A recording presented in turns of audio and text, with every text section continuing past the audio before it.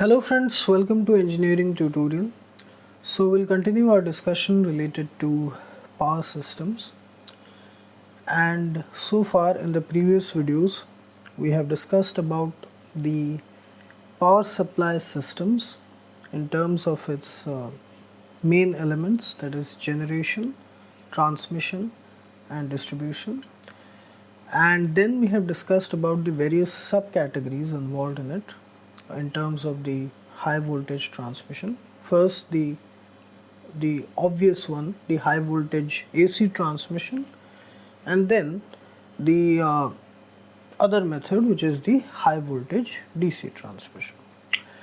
So here the important thing which is common in both the methods is the high voltage, high transmission voltage. So why it is required that the transmission voltage should be high? I have already discussed in those videos that we will be discussing in detail about the transmission voltage parameter and why it should be high in a separate video.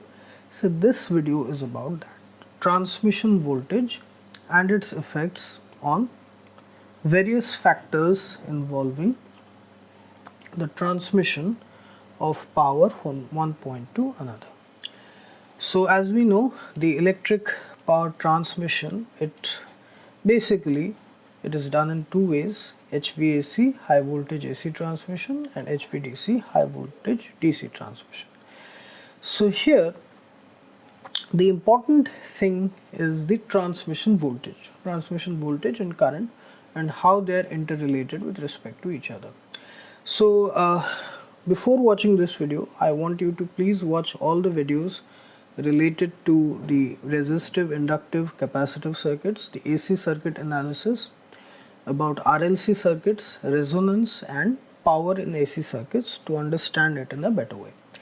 So here, for a single phase AC supply, we know that the power which is transmitted, P, okay, P is the power transmitted, which is equal to VI cos phi, the cos phi component, which is called as the true or active power, active component. And here the transmission voltage is given by P by I cos phi. This is for a single phase AC supply. And for a three phase supply, the same power transmitted, which is equal to root 3 VI cos phi. So please watch videos related to the polyphase circuits and the interconnection of three phases, the star and delta connection. So here for a three phase supply, it is root 3 VI cos phi. So here the transmission voltage is given by P by root 3 I cos phi. So here P is the power which is transmitted, V and I are the transmission voltage and current, phi is the angle between the transmission voltage and current, okay, and this is the active or true component, true power or active power.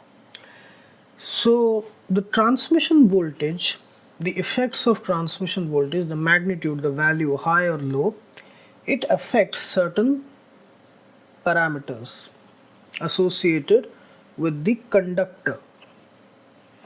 Firstly, the volume of the conductor material in terms of its length and cross-sectional area, okay, which constitutes the volume. Then the transmission efficiency, which is how much of the power is actually transmitted, which is at the input side or at the one point from sender to receiver, how much power is actually transmitted, okay, that, and the voltage drop across the transmission line, again, which affects the efficiency.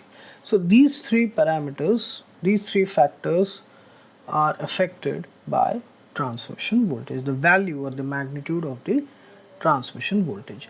So in this video we'll be basically focusing on the volume of the conductor, that is how the transmission voltage affects the volume of the conductor. So here we are considering a three-phase supply, because generally the three-phase 3-wire or three-phase 4-wire system is used. The power is equal to root 3 VI cos phi. Okay, so the transmission voltage is equal to P by root 3 I cos phi. Current in the conductor, the transmission wire or cable, that is equal to I is equal to P by root 3 VI cos phi. Okay, so this is important. This equation or this expression is important, current. Okay, then we have the resistance of the conductor. We know that is equal to R is equal to rho L by A. Rho is resistivity, L is length, A is cross sectional area. So this equation is important. Okay, so first is this, then R. Now we know that the power or the voltage drop and the power across, or the because of voltage drop across a resistor, the power loss which happens, the power which is absorbed by the resistor, that is given by I square R. Okay, I square R. Okay, where V is equal to IR, and then again that is equal to I square R. Okay, this is the voltage drop across the resistor and this is the current flowing through it. This is the power. Okay, power loss across a resistor. Now here in 3-phase there are 3 conductors, so there will be a total power loss of I square R plus I square R plus I square R. Okay, so that will be equal to 3I square R. Okay, so here in place of I will be substituting this value P by root 3 V cos phi, and in place of R will be substituting this value rho L by A. In place of I this, in place of R this value. So we'll be getting this expression 3 into P by root 3 V cos phi square in place of I into rho L by A in place of R. So we get the total power loss across the 3 conductors. It is equal to P square rho L by V square cos square phi A. Here PT is the total power loss and P is the transmitted power. Okay, know the difference. Okay, so the total power loss is given by this. So as we are considering the 3-phase system, okay, 3 conductors, so that's why this is the equation of the power loss, 3 I square R. In case of single conductor, only I square R. Then if we want to calculate or express this value, okay, A, in terms of the total power loss, then we'll have A is equal to P square rho L by PT V square cos square phi. This is cross sectional area expressed in terms of transmission voltage. Okay, cross sectional area of the conductor expressed in terms of transmission voltage. Why we have done it? Because understand the motive, because we are trying to establish a relationship between the transmission voltage and volume of the conductor material. Transmission voltage and volume of the conductor material. So that's why here we have established a relationship between transmission voltage V and area. Okay, transmission voltage V and area, cross sectional area of the single conductor material. Now we know that the volume of a conductor, okay, a cylindrical conductor, it will be cross sectional area multiplied with the length for a single conductor. For 3 conductors it will be equal to 3 into AL, because there are 3 conductors, whether it is delta or star, the three-phase system, there are three conductors, that will be equal to 3AL.